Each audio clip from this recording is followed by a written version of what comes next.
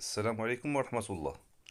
الفيديو ديال اليوم بعنوان كيفاش تختار المقعد ديالك في القطار عبر الحجز الإلكتروني. أطلق المكتب الوطني للسكك الحديدية في نهاية شهر يوليوز 2024 خدمة اختيار المقعد عبر الإنترنت على متن قطارات البوراق والأطلس، وهذه الخدمة هي مجانية، ما كتزيد عليها حتى شي مصاريف. كما يمكن للزبناء بفضل هذه الخاصية الجديدة اختيار الجلوس في الطابق العلوي أو السفلي المتوفرة في قطارات البراق، أو استعمال خيارات أخرى مناسبة للمسافرين الفرديين، مثل اختيار مقعد بجانب النافذة أو على جانب الممر أو في مقعد منفرد في الدرجة الأولى. يمكن أيضا اختيار السفر في المربع الذي يتوفر على 4 مقاعد لتكونوا جوج مقابلين لسفر عائلي أو مع الأصدقاء. بالإضافة إلى ذلك يمكن للزبناء الحجز بجانب شخص صديق أو فرد من العائلة لديه تذكرة، وذلك عن طريق تحديد معلوماته عند الحجز للحصول على المقعد الأقرب حسب توفر المقاعد. والآن غنشوفو كيفاش يمكن لك تستافد من هذه الخاصية. أولا كندخلو لشي متصفح إلكتروني وندخلو الموقع أونيسيف فواياج. من بعد كنختارو مسار الرحلة، محطة الانطلاق والوصول.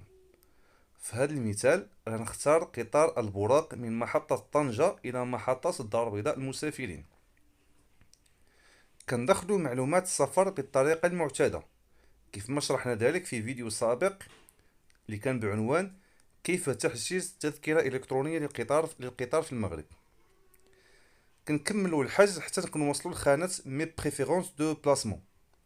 هنا تيعطونا الاختيار ديال المقعد ديالنا فين غنختاروه، واش إلى جانب الممر أو إلى جانب النافذة أو مقعد منفرد، أو تعطونا هنا إما نختارو الطابق العلوي أو السفلي اللي تيكون في قطارات البراق.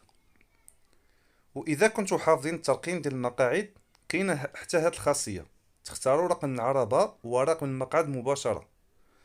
من بعد إن شاء الله غندير لكم فيديو ديال ترقيم المقاعد باش يسهل عليكم اختيار المقعد اللي كيناسبكم. في حالة بغيتو تجلسوا حدا شي صديق ديالكم ديجا كان مقطع قبل منكم، كتدخلوا معلومات السفر ديالو، رقم العربة والمقعد، وديك الساعة السيستم مباشرة هو غيختار المقعد الفارغ اللي قريب منه. ولكن تقدر تكون هاد الطريقة غير فعالة، هادشي علاش انا تنفضل تختاروا رقم المقعد بنفسكم. من بعد غادي تكملوا عملية الحجز المعتادة كيف ما تنديروا ديما وكيف ما شرحناها من قبل. قلنا في عنوان كيف تحجيز تذكرة إلكترونية للقطار. هنا غتكملوا المراحل ديالكم حتى تاخذوا التذكرة ديالكم، وشكرا.